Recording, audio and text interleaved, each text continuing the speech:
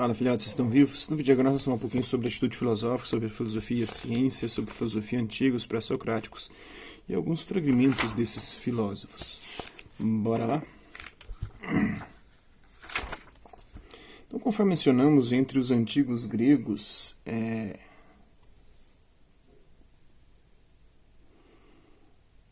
predominava inicialmente a consciência mítica, cuja maior expressão se encontra nos poemas de Homero e Hesíodo. Vimos também que quando se dá a passagem da consciência mítica para a racional, aparecem os primeiros sábios, os sófos, como se diz em grego, e que um deles, chamado Pitágoras, que viveu no século VI a.C., que também era matemático, usou pela primeira vez a palavra filosofia, que significa amor à sabedoria.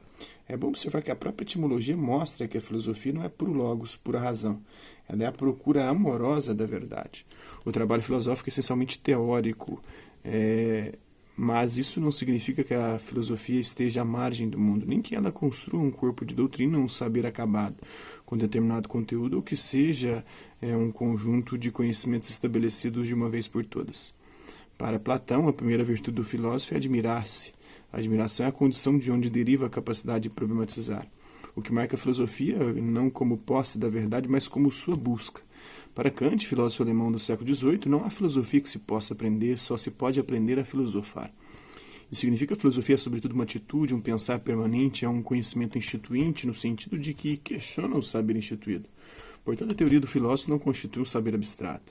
O próprio tecido do seu pensar é a trama dos acontecimentos ao cotidiano. Por isso a filosofia se encontra no seio mesmo da história. No entanto, está mergulhada no mundo e fora dele. Eis o paradoxo enfrentado pelo filósofo. Isso significa que o filósofo inicia a caminhada a partir dos problemas da existência, mas precisa se afastar deles para melhor compreendê-los, retornando depois a fim de dar subsídios para as mudanças. No seu começo, a ciência estava ligada à filosofia, sendo filósofo sábio que refletia sobre todos os setores da indagação humana. Nesse sentido, o filósofo Tales e Pitágoras eram também geômetras. Aristóteles escreveu sobre física e astronomia.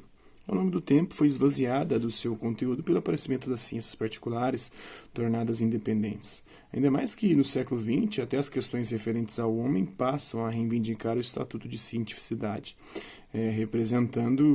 representado pela procura do método das ciências humanas. Ora, a filosofia continua tratando da mesma realidade apropriada pelas ciências, apenas que as ciências se especializam e observam recortes do real, enquanto a filosofia jamais renuncia a considerar o seu objeto do ponto de vista da totalidade.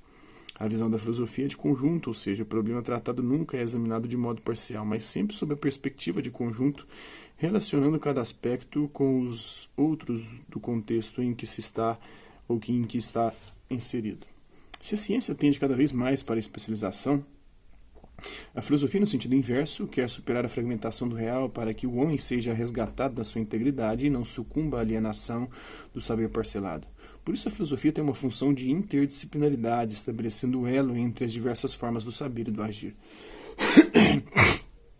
O trabalho da filosofia sobre esse aspecto é importante e, sem negar o papel do especialista nem o valor da técnica que deriva desse saber, é preciso reconhecer que o saber especializado, sem a devida visão de conjunto, leva à exaltação do discurso competente e às consequentes formas de dominação.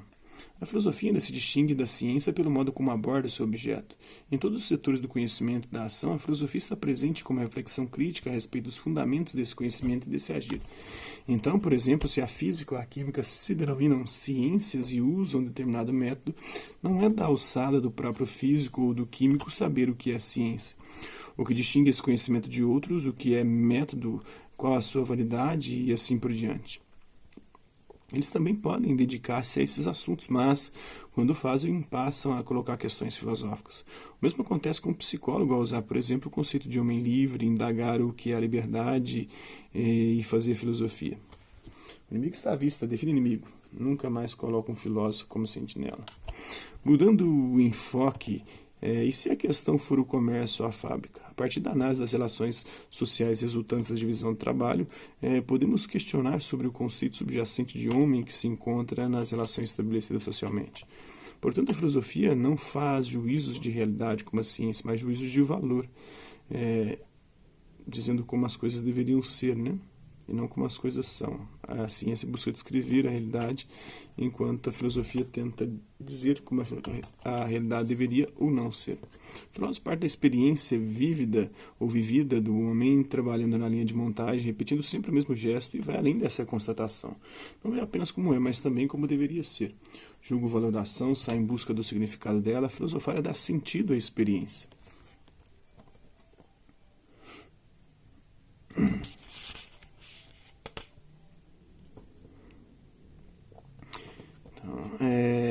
Tem uns fragmentos aqui dos pré-socráticos, né, de Próclo.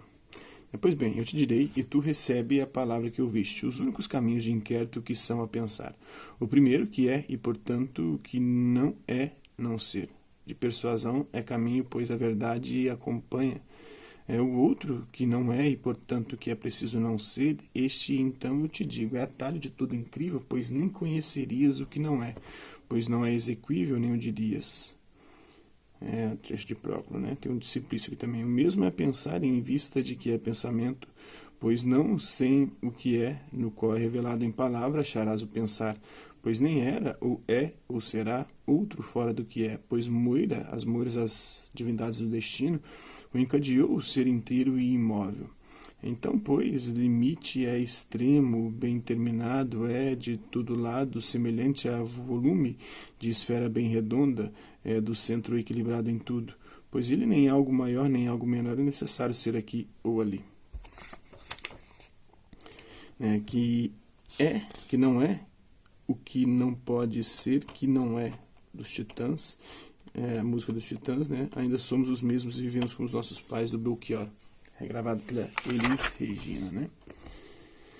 Então, eu espero que vocês tenham gostado do vídeo. Quem curtiu, dá um like. Quem não curtiu, dá um dislike. Quem se interessar pelo conteúdo do canal, só se inscrever, ativar o sininho e vai dar os próximos vídeos, as próximas notificações.